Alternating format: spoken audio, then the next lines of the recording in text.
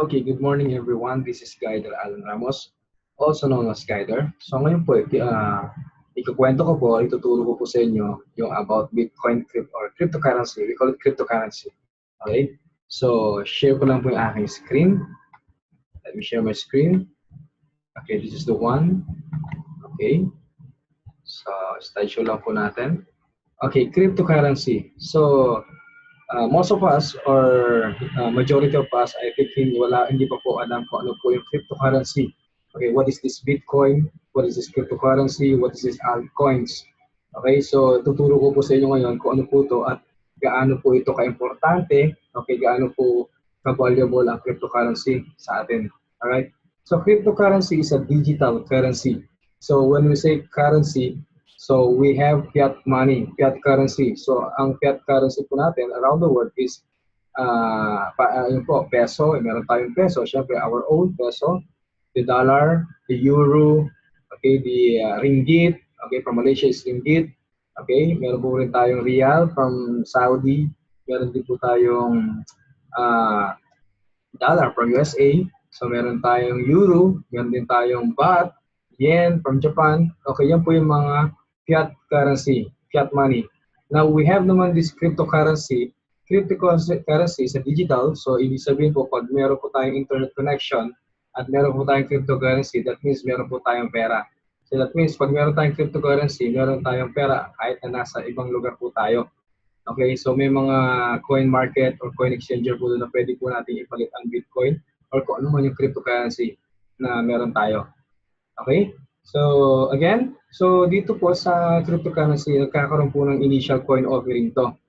Okay, para pong subdivision yan na i-develop yan. Kumbaga, isang lupa pa lang yun nandyan and then magkakaroon po ng investor yan, ng developer. And then, syempre, i-develop yan. And then after nun, magkakaroon ng bahay at kung ano nung meron dyan. So that means, pagka-develop na po yun, meron pong bibili ng bahay. So that means, doon po kikita yung mga investors. Okay? So doon po kikita. And same thing sa coin market or initial coin offering, magkakaroon po ito ng mga developer. Okay? After nun, pag develop yan, magkakaroon yan ng mga merchants gagamit ng kung ano man yung altcoins na yan o kung ano man yung cryptocurrency na yan, gagamitin po yan kung saan-saan. Pambayad ng kuryente, okay? Pagtanggap ng payment, okay? Maging payment solution to. And marami pong iba kung para pag na-develop po to. So, ibig sabihin, pag na-develop po to, tataas po ang value to. Same thing sa subdivision at mga bahay. Habang dinidevelop po yan at pinapaganda, okay, nagkakaroon po ng mga merchants o nagkakaroon po ano man yan, so tataas po yung value niya. Same thing as cryptocurrency. Habang dumadami po ang merchants niyan, habang maraming gumagamit, habang dumadami yung demand ng cryptocurrency niyan, tataas po ang value niyan. Okay? These are the current or sample po ng ating mga altcoins. Okay? So, syempre, ang pinaka-mother po natin, pinaka-mother of all is this Bitcoin. So, ito po yung pinaka-mother of all cryptocurrencies. So, andyan yung mga anak niya, so Litecoin, Ripple, Mastercoin, Dogecoin, and any others.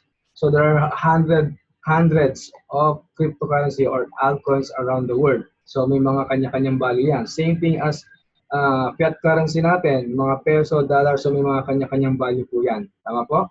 Okay? So punta po tayo dito sa Bitcoin. So ito po yung Bitcoin, ito po yung pinaka-mother of all currency. So ang Bitcoin po is meron pong value yan. Okay? Ang Bitcoin po ay create po ni Satoshi Nakamoto. Okay? Siya po yung nag-create dito. And ang value po ng Bitcoin way back noong 2009 is just cents. Okay? Cents lang po ang value nito. And would you believe na this 2017 po, ito 27 is umabot po ng 190,000 ang isang Bitcoin. So napakataas po. Kumbaga maganda siyang investment itong Bitcoin or any other cryptocurrency. Okay? So, ang Bitcoin po, okay, ang Bitcoin po ay tinatanggap na po sa maraming merchants, okay. So, pwede na po siyang pambayad, okay, pwede siya pambayad ng, syempre, pwede po siya maging remittances from abroad. Kung meron kang Bitcoin, pwede mo pong padala dito sa Pilipinas. And going dun sa using their own bank, nung kapadalan mo, okay. Pwede rin pong through remittances, parang Palawan, LBC, pwede mo pong padala yan. So, i-convert na po yan sa peso or sa money kung saan mo ito ibabato. Okay, and Bitcoin, pwede rin po pang bayad ng ilaw, tubig, okay, pero pwede rin pong pang-load yan, Okay, pwede po bang load, pwede pong pang shopping online. Okay, ano pa yung mga ibang gamit niyan. So kung ano po yung nagagawa ng pera or ng fiat currency is mas nagagawa po ng Bitcoin. Okay, to learn nyo po na mas nagagawa po. So yun po ka-importante ang Bitcoin. Okay, so dito naman po, pinapakita ko yung mga coin market.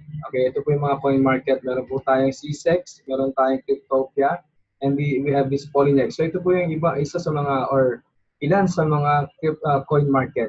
Okay, so para pang ano yan, kumbaga parang isang, sabi ko nga, parang isang subdivision na i-market mo siya after, or sige, example na lang po natin, manok. Okay, parang manok, para bang kapag 45 days na siya, so pwede na siyang kakain, so pwede na pong ibenta kung saang palengke man. So same thing po na sa cryptocurrency, kapag ang Bitcoin, isang cryptocurrency po is na-develop na at pwede na po at meron na po siyang value, okay? So pwede na po siyang ibenta or pwede pong bumili at pwede pong ibenta kung saan-saang palengke, coin market kumbaga. So ito po yung mga sample ng coin market.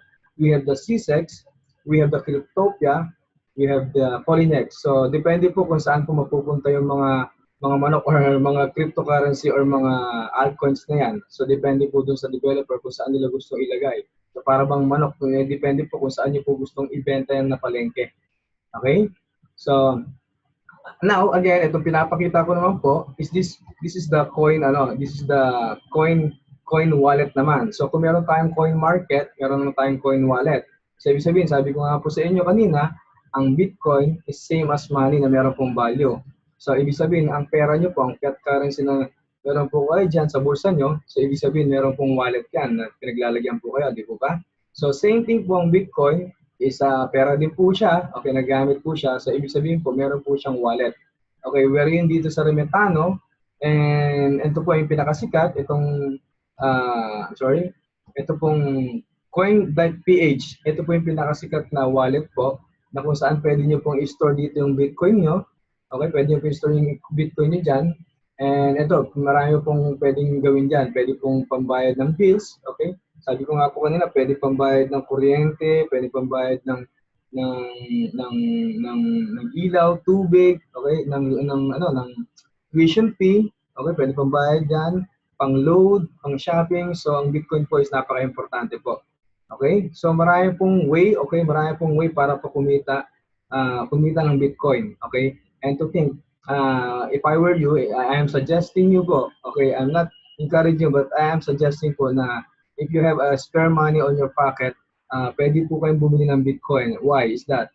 Because po habang dumadami po ang demand ng Bitcoin, lalo pong tumataas ang value ng Bitcoin. Nakwento ko po sa inyo kanina, way back 2009, na ang value po ng Bitcoin 2009 is cents lang po. And now po 2017 umabot po ng 190,000 yan. So nagpa-fluctuate po yan. Depende po yan sa demand ng Bitcoin. So marami pong way para kumita sa using Bitcoin, okay? Using altcoins or cryptocurrency. So kapag meron po kayo ng mga nababalitaan dyan ng mga ICO, meron tayong ICO at nakikita nyo naman na legitimate at maganda yung project po, salihan nyo po. Kumbaga, magkano lang naman yung nun? Magkano lang yung initial coin offering nun, nasasalihan nyo, na after na ma-develop po yan, tataas pong value niyan. So kapag tumaas ang value niya, pwede nyo po ibenta yung cryptocurrency na yan. Okay? Okay, so marami pong way. Okay, una, pwede po kayo mag-store ng Bitcoin. Okay, bili lang po kayo ng Bitcoin. And then after nun, patagalin nyo po yung Bitcoin nyo yan. Tumaas yan, pwede nyo po i-withdraw. Okay, so marami pong ways para po i-withdraw to. Pwede po nyo matutunan yan, pwede nyo po kayo magtanong. Okay, with that, thank you so much. This is Guide Alan Ramos. Maraming salamat po.